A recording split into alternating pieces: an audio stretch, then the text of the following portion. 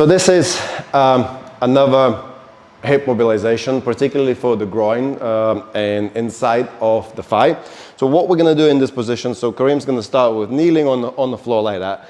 He's going to get up nice and straight, going to bring his right leg forward. So we want to have this leg and heel, the foot in line with the knee, about 90-degree angle.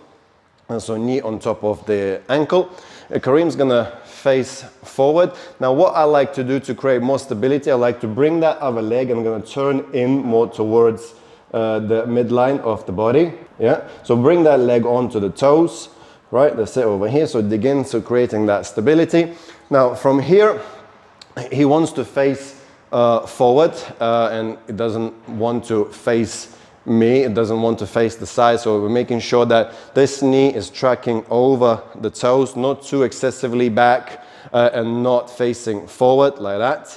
That's a bit excessive, Kareem, but that's okay. Right, so facing forward with the hips, with the whole upper body. You're gonna squeeze the glutes, tense up your stomach, shoulder blade squeeze. You're gonna move this knee over the ankle while slowly leaning forward, okay, to the more comfortable position where you feel a lot of stretch inside your inner thigh or the groin muscles, and we're going to stay here for 5 seconds. So we're going to move back up after 5 seconds.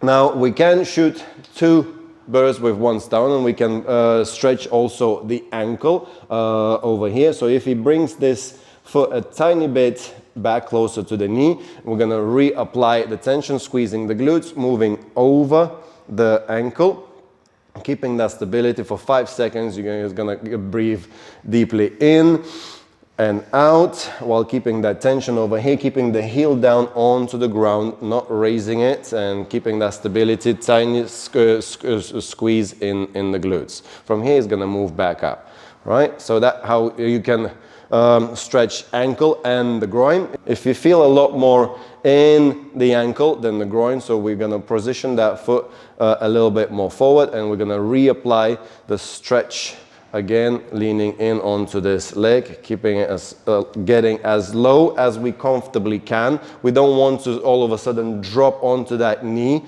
onto this ankle over here, and feel something pop if you are really very tight in that area.